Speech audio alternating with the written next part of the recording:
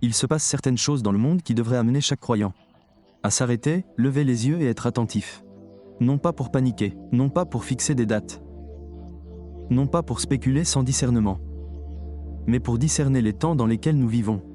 Car la Bible nous a annoncé qu'avant le retour de Jésus-Christ, certaines choses devaient arriver. Il se dirigerait vers une grande séduction. Il se dirigerait vers l'iniquité. Il se dirigerait vers un contrôle mondial. Il se dirigerait vers un temps où les gens seraient surveillés et jugés jusque dans leur vie privée. Nous verrons émerger des systèmes de contrôle toujours plus puissants. Monnaie numérique, identité numérique, surveillance et contrôle.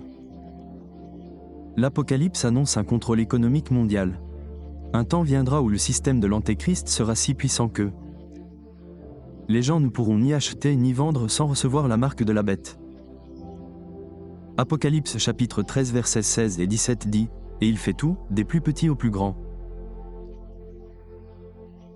Riches et pauvres, libres et esclaves, de recevoir une marque. Et que nul ne put acheter ni vendre, sauf celui qui avait la marque. » Pendant des générations, de nombreuses personnes ont lu ces versets et se sont demandé « Comment cela a-t-il pu se produire ? Comment un seul système pourrait-il avoir autant de contrôle ? Comment une personne peut-elle être coupée du monde ? Comment quelqu'un pourrait-il être puni non seulement spirituellement, mais aussi financièrement ? Et publiquement pour avoir refusé de se conformer. Mais aujourd'hui, dans notre génération, nous commençons à voir quelque chose que nous n'avons jamais vu auparavant. Nous constatons l'essor des technologies, de la surveillance, de l'identité numérique, du suivi financier. La reconnaissance faciale et le crédit social convergent, qui rendent l'Apocalypse 13 plus facile à comprendre que jamais auparavant. Permettez-moi de le dire clairement dès le départ. Je ne dis pas que le système de crédit social chinois est la marque de la bête. Je ne dis pas que le peuple chinois a reçu la marque de la bête. Je ne dis pas que l'Apocalypse 13 s'est déjà accompli. La Bible est claire. La marque de la bête est liée à la bête elle-même. L'image de la bête, le culte de la bête est le système final de l'Antéchrist. Il ne faut donc pas se tromper. Le système actuel avec l'accomplissement prophétique final. Mais ce que je veux dire, c'est ceci. Ce que nous observons en Chine nous donne un aperçu du type de contrôle que l'Apocalypse annonce pour les derniers jours. Cela nous montre que la technologie est là. Cela nous montre que l'état d'esprit est là. Cela nous montre que l'infrastructure est là. Cela nous montre que la société peut être conditionnée à accepter la surveillance. Système de notation, restrictions, récompenses, punitions, honte publique et perte de droits deviennent la norme. Et lorsque nous voyons ces choses commencer à se produire, Jésus nous a dit comment réagir. Luc chapitre 21, verset 28 dit « Et lorsque ces choses commenceront à se produire, alors levez les yeux et redressez la tête. Car ta rédemption approche. » Ils sont constamment surveillés par des caméras de reconnaissance faciale. Capables d'associer instantanément un visage à une identité, les Chinois sont désormais classés. Chaque citoyen reçoit une note pouvant atteindre 950 points. Un score dans les 700 est considéré comme bon, autour de 500 ne l'est pas. Pour l'instant, cette note ressemble à une cote de crédit, basée sur les habitudes de consommation de chacun. Je pense qu'être classé est une bonne chose, une société a besoin de règles. Cela nous oblige à bien nous comporter. Cela peut sembler inquiétant, mais c'est simplement la réalité ici. On y est habitué, et de toute façon, on n'a pas le choix. Ce qui rend cette vidéo si perturbante, ce n'est pas seulement la technologie. C'est l'attitude qui commence à se former autour de la technologie. Le rapport indique que les personnes sont surveillées par des caméras de reconnaissance faciale. Ils sont classés, ils sont notés, leur comportement est mesuré. Et puis, une personne dit quelque chose qui devrait faire réfléchir tous les défenseurs de la liberté. Cela nous oblige à bien nous comporter, nous y sommes habitués. Et puis de toute façon, on n'a pas le choix. Cette phrase est puissante car elle révèle le cœur du problème, nous n'avons pas le choix. Ce n'est pas la liberté, c'est la soumission. Ce n'est pas une moralité qui vient du cœur, c'est une obéissance dictée par la peur. Et c'est précisément pourquoi les croyants ont besoin de discernement spirituel. La Bible ne se contente pas de nous avertir que les derniers jours seront immoraux. Cela nous avertit que les derniers jours seront eux aussi contrôlés.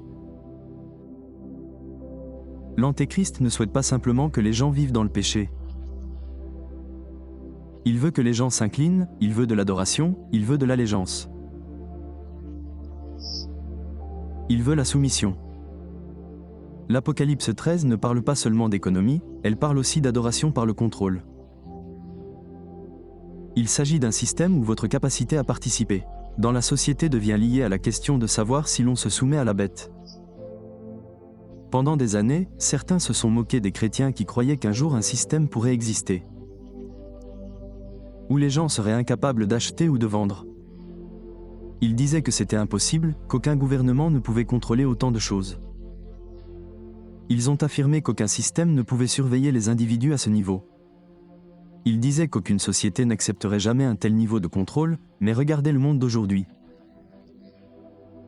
Nous vivons à une époque où les caméras peuvent identifier les visages instantanément. Les téléphones peuvent suivre les déplacements. Les banques peuvent surveiller les transactions. Les plateformes en ligne peuvent suivre la parole. Les gouvernements et les entreprises peuvent collecter des quantités massives de données. Les paiements numériques peuvent laisser une trace de presque tout ce qu'une personne achète. L'intelligence artificielle peut analyser les comportements. Et dans certains endroits, le système de récompense et de punition est déjà mis à l'épreuve. Encore une fois, il ne s'agit pas de la marque de la bête. Mais tout cela nous montre que le monde se prépare pour le genre de système prophétisé dans la Bible. Et c'est là que l'enlèvement de l'Église vers le ciel prend toute son importance. L'enlèvement n'est pas un fantasme d'évasion, c'est l'espérance bénie de l'Église. Tite 2h13 dit « Nous devons rechercher cette espérance bénie et le glorieuse apparition de notre grand Dieu et de notre Sauveur, Jésus-Christ. » Le croyant n'attend pas l'Antéchrist, le croyant attend Jésus-Christ. L'Église n'est pas appelée à vivre dans la crainte du système de la bête. L'Église est appelée à vivre prête pour l'époux. Mais lorsque nous voyons déjà se former les ombres du système à venir, cela devrait nous rappeler que la Bible est vraie, que les prophéties sont réelles et que Jésus revient bientôt. Si le monde est déjà en train de construire des systèmes qui ressemblaient à la structure de contrôle de l'Apocalypse 13, alors, à quel point devons-nous être proches de l'enlèvement de l'Église si nous voyons déjà se mettre en place les événements qui le précèdent? 1 Thessaloniciens 4, versets 16 et 17 dit « Car le Seigneur lui-même descendra du ciel avec un cri de commandement. Alors nous, qui sommes vivants et qui restons, nous serons enlevés ensemble avec eux dans les nuages, à la rencontre du Seigneur dans les airs. Voilà l'espoir du croyant, non pas la peur, non pas le désespoir, non pas la panique, mais l'espoir. » Écoutez maintenant attentivement comment le rapport décrit l'étape suivante. Données provenant des banques, des entreprises, de l'État. Les réseaux sociaux et les comportements personnels se rejoignent. Mais afin de maintenir tous ces sujets dans le droit chemin, Pékin fait évoluer le système une étape supplémentaire en 2020.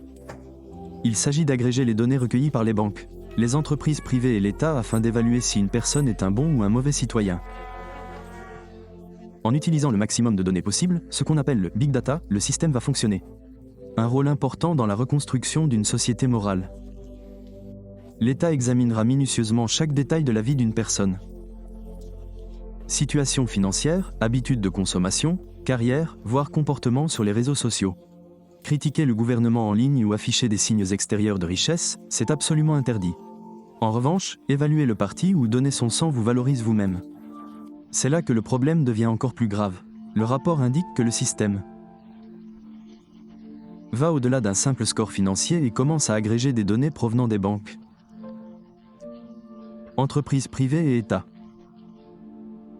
Il examine les habitudes de dépenses, la vie financière, carrière, réseaux sociaux et même critiques du gouvernement. Réfléchissez-y, les paroles d'une personne, les achats, les opinions et les comportements peuvent tous être pris en compte dans le calcul d'un score. Et lorsque cela se produit, la liberté devient conditionnelle. Vous n'êtes libre que tant que vous vous comportez comme le système le souhaite. Vous n'êtes libre que tant que votre discours est acceptable.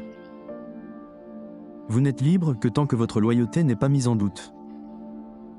Vous n'êtes libre que tant que les autorités vous considèrent comme digne de confiance. Et c'est là le danger. Car une fois qu'un système a le pouvoir de définir qui est digne de confiance et qui ne l'est pas, elle a également le pouvoir de décider qui peut voyager, qui peut emprunter, travailler, acheter, vendre et participer à la société. Cela devrait immédiatement faire penser les croyants à l'Apocalypse 13.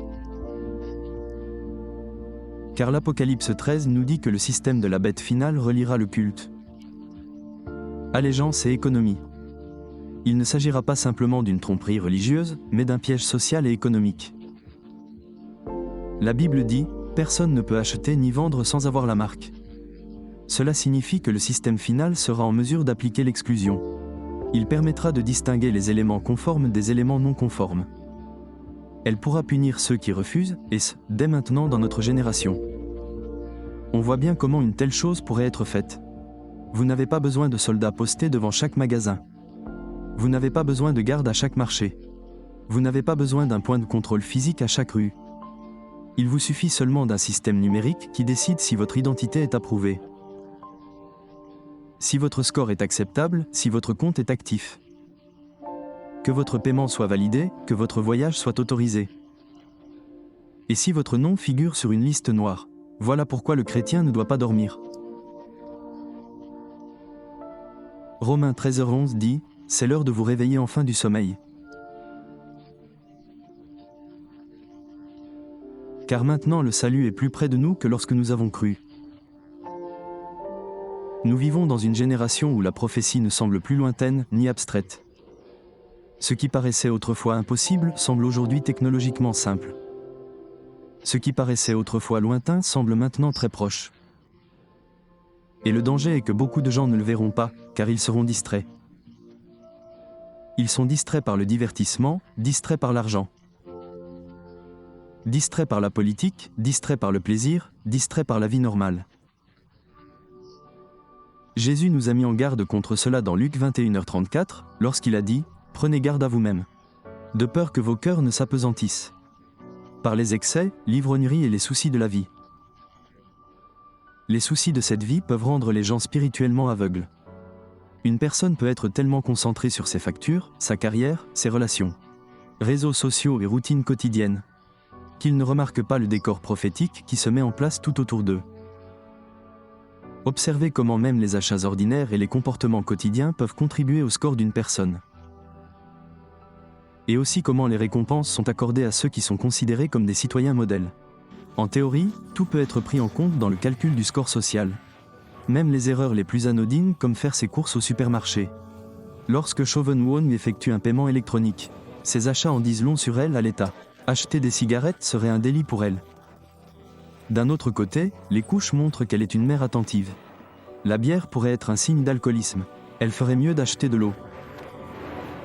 Dans cette ville pilote de 8 millions d'habitants, on ne compte que 18 000 citoyens modèles. Chauvin Won peuvent en tirer des avantages comme payer moitié prix pour l'autobus. Elle profite de réductions sur de nombreux services publics. Même les musées sont moins chers et la bibliothèque est gratuite grâce à son score social. Cet extrait est important car il montre comment rendre le contrôle attrayant. Le système ne se contente pas de punir, il récompense aussi. Les gens bénéficient de réductions, d'avantages et de privilèges. Et, avec le temps, ils commencent à associer l'obéissance à la sécurité et au confort. C'est ainsi que le contrôle devient la norme. Au début, les gens ne se sentiront peut-être pas forcés, mais plutôt récompensés. Ils peuvent même croire que le système améliore la société. Mais dès lors qu'un système peut récompenser l'obéissance, il peut aussi punir la désobéissance. De même qu'elle peut valoriser les citoyens modèles, elle peut aussi écraser ceux qui sont qualifiés de mauvais citoyens. C'est pourquoi les chrétiens doivent comprendre la différence entre la véritable droiture et le comportement contrôlé. Dieu ne se contente pas d'une obéissance extérieure. Il veut un cœur transformé. La Bible dit dans 2 Corinthiens 3h17. Là où est l'Esprit du Seigneur, là est la liberté. Le royaume de Dieu ne crée pas la sainteté par des caméras, scores sociaux ou honte publique. La véritable sainteté s'acquiert par le repentir, la foi est l'œuvre du Saint-Esprit. Mais le système de l'Antéchrist produira une contrefaçon de la justice. Il promettra une moralité sans Dieu, un ordre sans vérité, une paix sans Christ et une unité sans l'Évangile. Il finira par exiger le culte. C'est pourquoi l'Apocalypse 13 est si sérieuse. C'est pourquoi nous devons comprendre et aussi partager l'Évangile tant qu'il est encore temps. Il ne suffit pas de savoir que le monde évolue vers le contrôle. Il faut connaître Jésus-Christ. Jésus a dit dans Jean 3:3, « Si un homme ne naît de nouveau, il ne peut voir le royaume de Dieu. » On peut connaître la prophétie et rester perdu. On peut connaître la marque de la bête et ne pas être sauvé pour autant. La vraie question n'est pas simplement « Voyez-vous ce qui se passe en Chine ?» La vraie question est « Êtes-vous prêt pour Jésus-Christ ?» Si la trompette sonnait aujourd'hui, iriez-vous ? La deuxième épître aux Thessaloniciens, chapitre 2, dit « Le mystère de l'iniquité est déjà à l'œuvre. L'esprit de l'Antéchrist prépare le monde à accepter les mensonges. Rejeter la vérité et adopter des systèmes qui promettent la sécurité sans la vie éternelle. Quand les gens ont peur, ils sacrifient souvent leur liberté pour la sécurité. C'est pourquoi la tromperie à venir sera si puissante. Cela ne paraîtra peut-être pas maléfique au premier abord. Cela peut sembler pratique, efficace et nécessaire. Mais derrière cela se cache quelque chose de bien plus sombre. Ce dernier extrait montre le côté punitif du système. Humiliation publique, mise sur liste noire, interdiction de voyager et perte des droits fondamentaux. Un bon score apporte des avantages, mais les personnes ayant un faible score perdent des droits.